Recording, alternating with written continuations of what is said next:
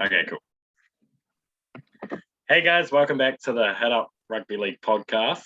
Today, we're joined as always with Josh and Connor, and we've got a special guest on today. We've got the Canberra Raiders assistant coach, Brett White. How are you doing, man? Hey guys, yeah, really well. Thanks for having me on. Yeah, no problem, mate. It's quite a good person to have on. It's going to be a great interview. I feel a good one about this. So what we like to do is go through. No pressure.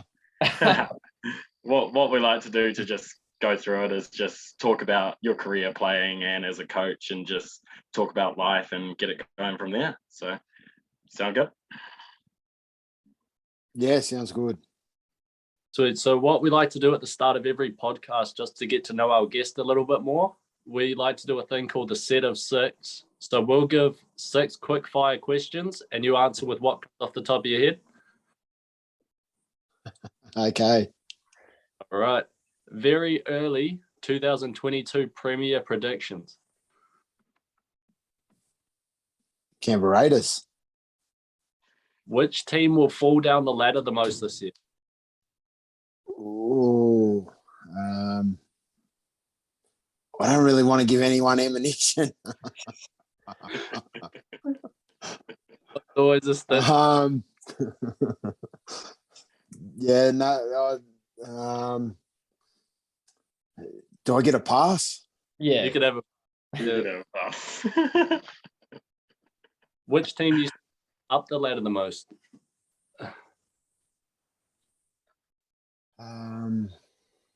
Up the ladder the most, I think. Look, I know they went really well last year, but I think they'll go into like one of the premiership favourites is Manly this year.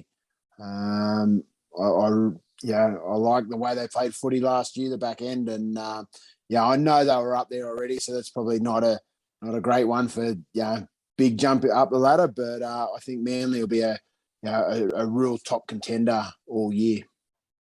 Oh yeah, absolutely. If Tom's healthy, I'm sure they'll be right up there again.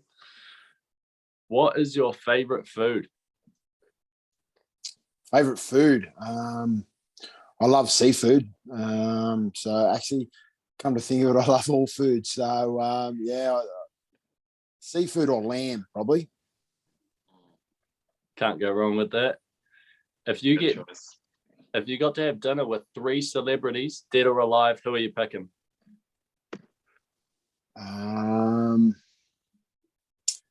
Dead or alive? Barack Obama would have to be one.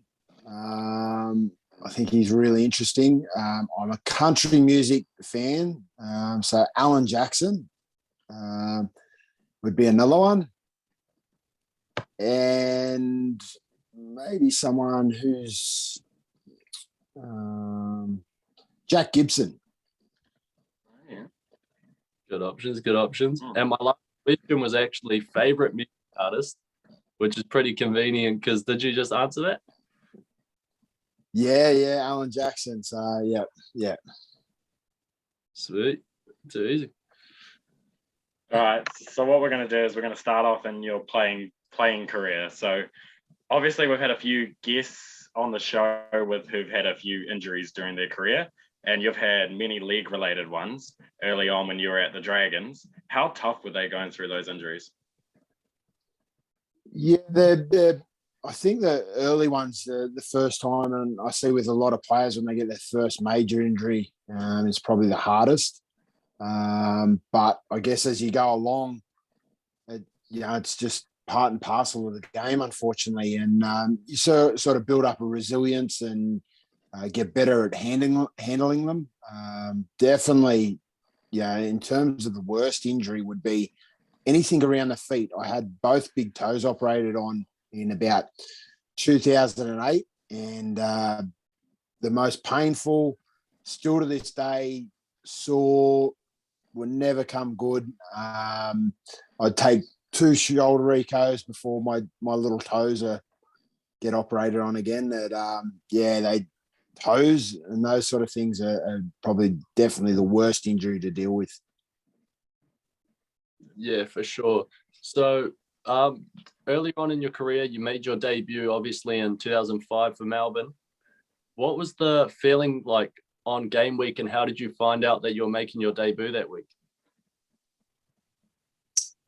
To be honest, I can't remember a lot of the game week. It's probably something I wish I'd taken in more. I remember we played a couple of trials. We played a trial against the Cowboys, and I remember actually getting a really good tackle on Paul Rahihi, who was at the Cowboys at the time. He was a massive man, and it just all felt right. It felt really good, and I remember coming off the field and getting praised for that. And I think it wasn't too far after that Craig said, "Look, we're going to play you round one." I remember that's probably when I got told after that trial game and coming off the back of a defensive sort of, I guess, good game. But I don't actually remember a lot of the game week or the lead up. I don't actually remember a lot of the game, to be honest. It's one of those things that, it just goes so quick and it's hard to take in. But I wish I had more memories of it. Yeah. So obviously you're a big part of the Melbourne dynasty from around 2005 to 2010. Everyone goes on about the big three of Smith, Cronk, and Slater. What were those guys like in the dressing room and like even at training? What were they like? Ultimate professionals. They're and it wasn't just those guys. You know, the Ryan Hoffmans and the Dallas Johnsons, the Mick Crockers, the guys who were in around that.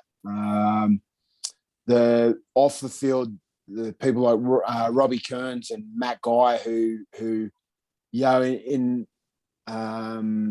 my thoughts are almost like the grandfathers of the culture of the Melbourne Storm.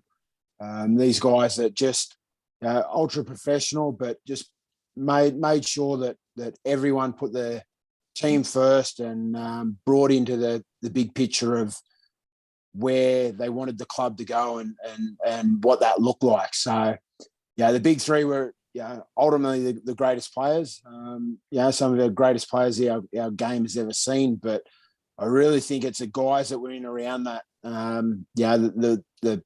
The I guess you'd call them the followers of the big three's leadership that really drove and made it what it was.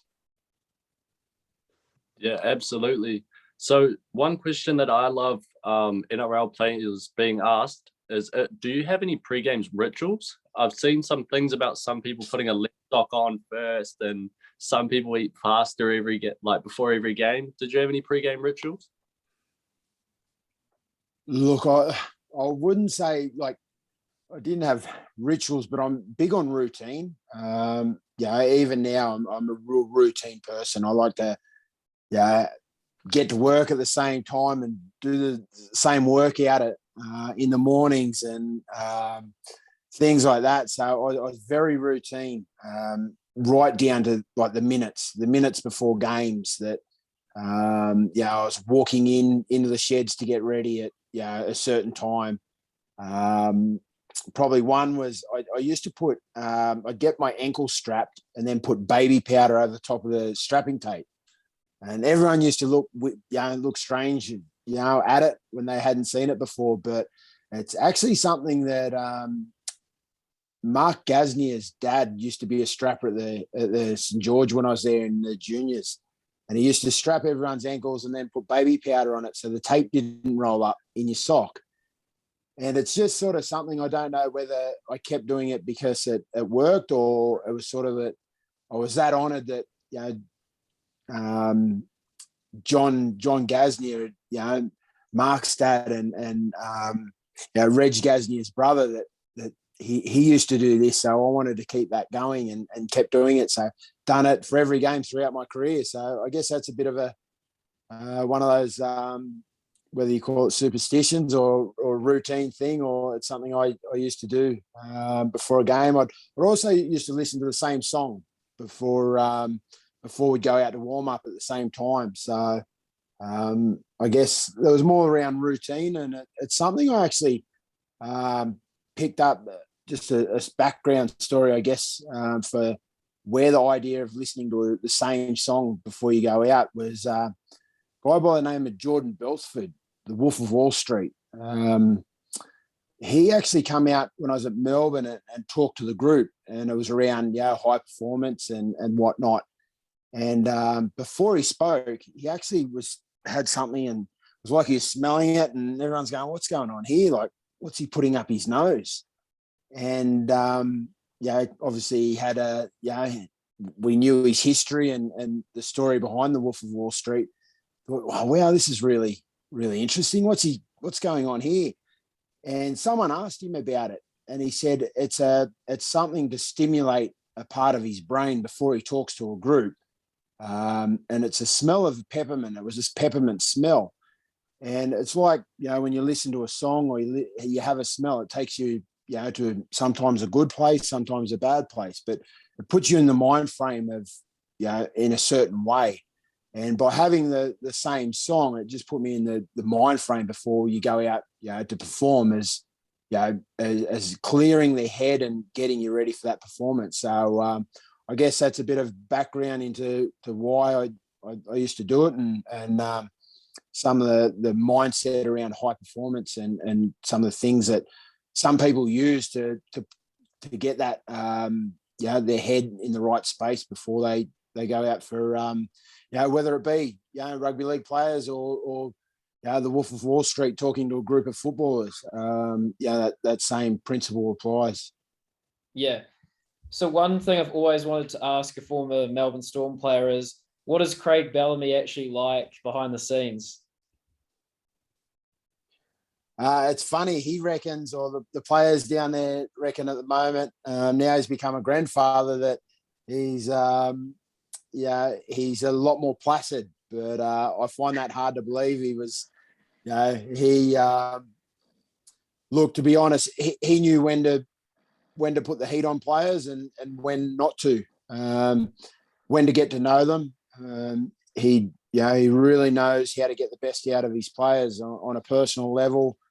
He knows how to drive those players, and he always talks to players differently. Here, and a lot of coaches, experienced coaches, learn the art of knowing who they can put the pressure on and when, who to be upfront and honest with, who they've got to put an arm around and cuddle and encourage. So he was a master of that, and just knew how to get the best out of people on a, and it all started on a really personal level, building relationships with people. Yeah. One of the things I remember the most about the Storm, like growing up as a youngster, was obviously the salary cap thing. And what I read, like in Cam Smith's book, is how much you guys unified together in that season and still kept going. What drove you guys to keep going, even though the season didn't actually matter for you guys? Look, like anything, you go through your emotions. When it first happens, there's a lot of different emotions that go on. There's anger and there's sadness and all those things. And those first couple of days after it was announced, I think we're all decided we weren't going to play at all. And then the next day we'd all decide that we're going to, take every team on and smash them. And so you go through those ups and downs. But at the end of the day, we come up with points for a purpose, which was around, I think one of the sponsors come on and on board to help us out, and basically said that every try you score or point you score will donate a certain amount to a charity. And so every week, one of the players would choose a charity where the money goes to, and give a bit of a story of why they chose that charity. So there might be a personal reason a certain player has a connection to that charity, and would tell the story and would all buy in, and then we had a purpose why we're playing. But it's probably that was only part of it. We all super proud of what we had down there. And at the time we we wanted to show everyone it wasn't about the money. It wasn't about the, what had happened at a administration level. That didn't matter. We were still, we believed in what we were doing, and how good we were at the time. And one of my proudest moments is 2012. I wasn't at the club. I was at the Raiders, and 2 years after the salary cap scandal happened, that they were able to turn around, and after losing 6 of their 13 starting players, 2 years later turn around and win a premiership. I wasn't at the club at the time, but it's probably up there with one of my proudest moments being a footballer. Definitely. Now you played many games for country, origin, and city versus country. What was that experience like, and do you want to see it return? I'd love to see it returned. I know there's a debate about how much footy's getting played at the moment, but for me on a personal level, had that was back then was a genuine opportunity to play for a New South Wales Blues jumper. It was a true trial game for that, and I really believe that it was the country origin games that I got an opportunity to then play origin through that. You're going out in those games and fighting for those Blues jumper, as well as the pride in the country and where you're from. No different to the all-star guys that go out there and play in for their Indigenous heritage and whatnot. It meant a lot to the country boys to play in that jumper and get together, and right up to a couple of years ago, we still used to have the country boy triple ways, which Andrew Ryan used to organise, and we'd get together and go to a part of the country somewhere and have a weekend together. So it was pretty special, and it meant a lot to us. Yeah, and you played for New South Wales and State of Origin as well, and came against one of the best Origin sides of all time in the Queensland side. What was it like playing at such a high level against that team? They were a phenomenal team at the time. I remember my debut game, 2007, game 1, starting front row. They kick off. I think I was probably the first or second hit up off the kickoff, and Dallas Johnson and Tony Carroll put definitely the hardest hit I've ever been, the hardest tackle I've ever been hit in my career. And I remember laying on the ground, nose across my face, thinking, how am I going to get through this? Like this is something. This is another level of ferociousness that I've ever had. It's a lot more a bigger step up than NRL.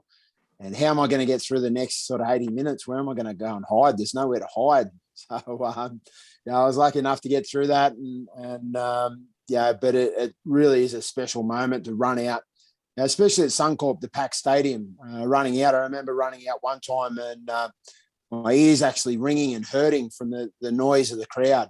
And that's the sort of the sound you get out in the middle of that ground on Origin night. So, pretty special times. Yeah, for sure. I'd like to keep it on Origin quickly because there's one moment that really stands out to me. It was when you got into that fight with Steve Price and you actually knocked him out. It's kind of a two-part question. What were the words said between you guys, if you can say them? And would you do the rugby league boxing? And who would you call out if you were to fight on it? I thought you were going to talk about the one Origin moment where I scored a try. But, it's been stitched up. It's always about it's funny. I get asked this, question about that moment more than anything in my career. That, I don't think there was too much actually said at the time. I just remember it had sort of been built up throughout the week in camp about Queensland's tactics of grubbiness and whatnot, and how we weren't going to stand for it anymore. And I remember in the tackle, and it was sort of probably a nothing sort of push. I didn't know who it was or whatnot, but a bit of a push in the head. And I thought, like just everything from the week had come rushing back through my mind about, stand up for yourself and do something about this. And so I got up and obviously just pushed Pricey and he let a couple go and landed on my chin. And I thought, whoa, hang on, we're in the middle of this. And I guess the rest is history. But Pricey's done such a wonderful job for our game and has been great for our game. And it's probably only that I'm fortunate enough that I got lucky. It could have gone either way.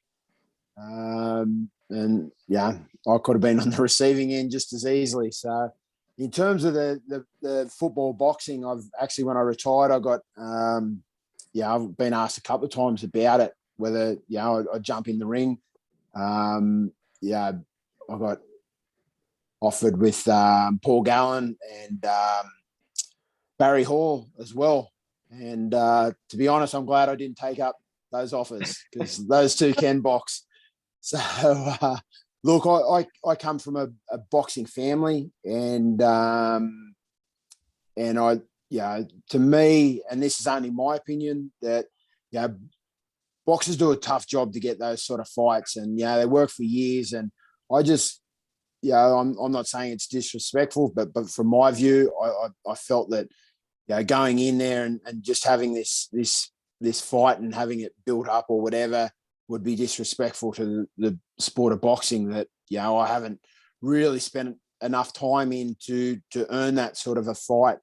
But you look at what Paul Gallen's done, help the sport of boxing. He's done a wonderful job there. He's really gone on with it. But for myself, that to go in there and only have one or two fights just wasn't the right thing to do by boxing. And like I said, that's purely only my view.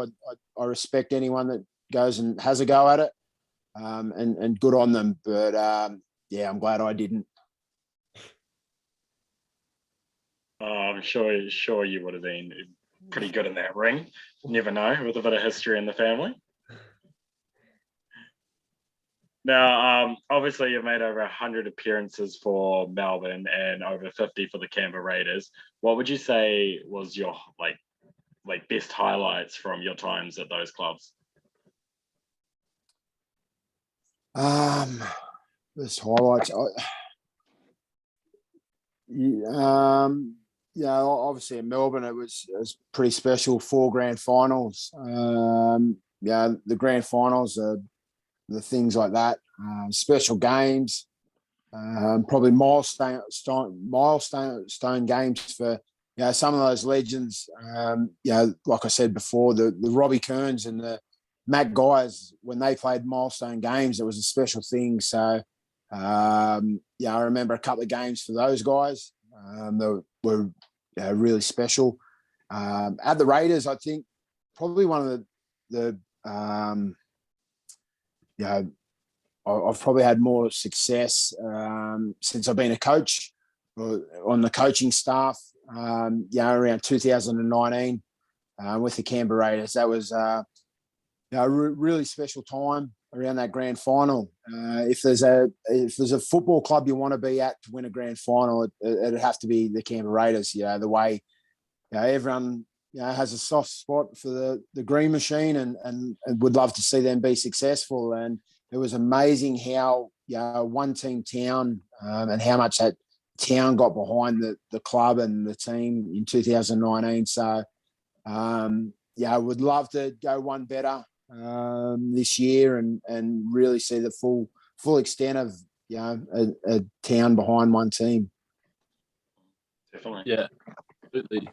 So you've obviously seen the Raiders through this preseason. Who are a couple of the players that you're looking forward to see play this year? Like, who's made the biggest impact in the preseason?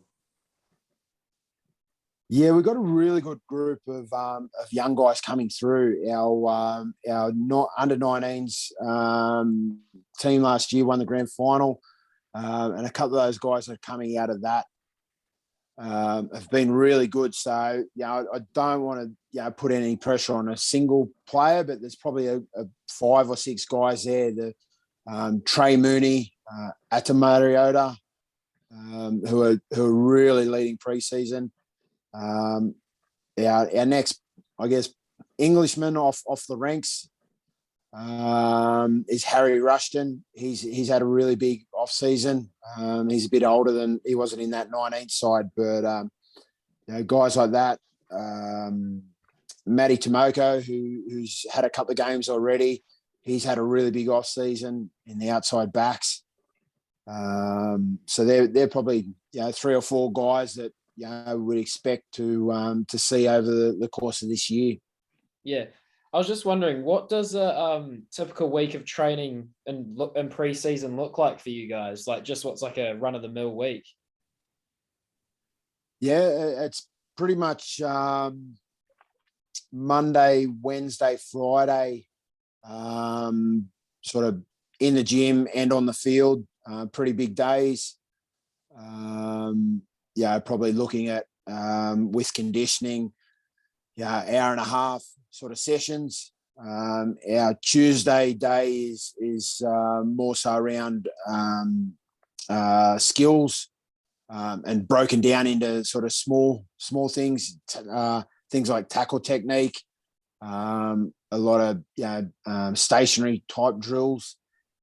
Thursday is a day where we're on the mats. We do a bit of wrestling and tackle coordination and those things on the mats. And then Saturdays are pretty much a physical conditioning day with some skill games involved in that. So that's pretty much the makeup of our week, where we've got sort of 3 big, team session days on those Monday, Wednesday, Fridays, where our team strategy sort of days. Yeah, for sure. We had the privilege of talking to Terry Campese, and he had nothing bad to say about Canberra. Obviously, he was a one-club man. So you've played with him, Cooper Cronk, Billy Slater, as we mentioned before. What would you say is like a couple more that are really underrated guys that you'd like to play with? So obviously you mentioned Dallas Johnson. What other guys? Probably Dallas, Ryan Hoffman, a guy like Sean Fenton, who was really underrated. He was very similar to pretty much a mold of Dallas Johnson. Now, Dallas was lucky enough to go on and I think probably 15 odd Queensland games and for Australia and whatnot. And I really thought that Sean was that similar player and could have done a similar thing for New South Wales. So he was probably one of the most underrated players here at the Raiders that I've played with. Who else? I was lucky enough to see the guys like that we have at the moment. The Jack Whitens and Josh Papalis come through as kids. They were just starting out when I was there. You've probably always seen the potential those guys were going to have.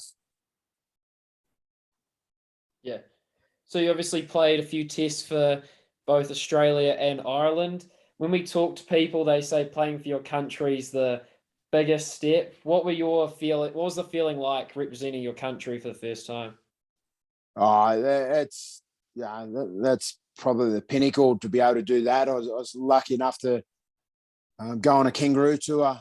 6-week tour of England and France with the Kangaroos and do that, which was amazing just to be around those players. It was funny because that was 2009 and just after the Steve Price incident in Queensland and the whole Justin Hodges stuff that went on the field and the whole Queensland versus Brett White thing. It was sort of built up to be, and then getting selected at the end of that season to go on the tour with all those guys. I didn't know how I was going to go 6 weeks in camp with them all, but to be honest, when I come home, I probably really enjoyed their company most of all. The Sam Thaidays, Jonathan Thurston, people like that I'd never really spent time with. They'd always been the enemy. And that was probably the most, those special bonds you build, with players you play with, and tours like that is probably the most rewarding thing. As far as, that's from Australia. And then, you mentioned, like I got to play for Ireland as well. And that was probably another really special moment, because I got to represent my family. And my grandfather immigrated out to Australia in the 50s from Ireland, and always was really proud of his heritage. So to play in his honour was a real special moment, to go in those the World Cup sort of squads and be a part of that. And the Irish squad is something very special. It's a group like I've never been involved in before in rugby league. They're they like to sing the music and have the music before games, and all their traditional sort of songs, and get the guitars out. And, most Irish people, they're fun-loving people, and they certainly made those World Cup campaigns really special. So it was sort of a different experience that I'd ever had involved in rugby league before. Definitely. Now, a lot of people aren't that interested in coaching, and obviously you were a great player in your time. What actually got you into coaching, and what motivates you to coach? It was Ricky Stewart. There used to be a funny thing, we'd always talk about who would ever want to be a coach and be like Craig Bellamy, and always stressed out and angry, and who wants to live their life like that? And it was funny when Ricky first came to the Raiders, and we sat down and had a discussion about he wanted to clean out the playing squad and bring new players in and turn it over. And I was one of those players that he wanted to move on, but he wanted to keep in the club. So he offered me a full-time coaching role, and I really respected that, and grabbed that with both hands, to be offered that out of respect to go straight into full-time coaching. So I wasn't too sure at the start.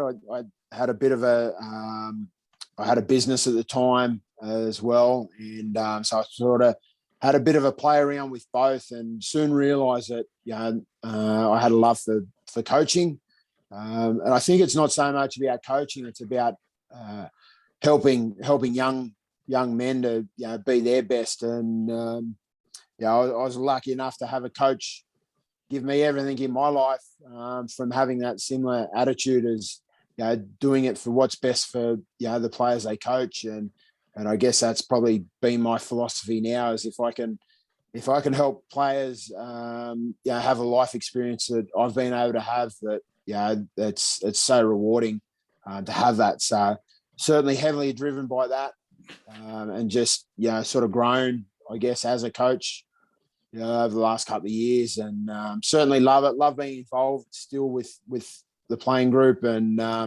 it's hard on game days to watch them run out and not be a part of it, but let me tell you, it's easy at the moment in preseason when they're running and I'm not. It's easy to watch that. And what do you think are some of the good qualities the best coaches have out there? I think all the good coaches, they're people skills, their interpersonal side, being able to see football players for more than just football players, that they're people and they've got families. And going back to what I spoke about with Craig earlier, is understanding what sort of people they are, what motivates them, who they are. And there, I'm lucky enough to have worked under coaches like Craig, Ricky, who's he's all about people relationships. He wants to know the players inside out rather than the tactical, technical side of things. And he's been around coaching a long time, and that's what's probably given him that longevity is his relationship with players. And things don't always go right, but he's able to turn things around really quickly when they if it's not going right. We've seen that last year that wasn't great at times, but his ability to turn that around really quickly, I think that's what we'll probably see the outcome of this year.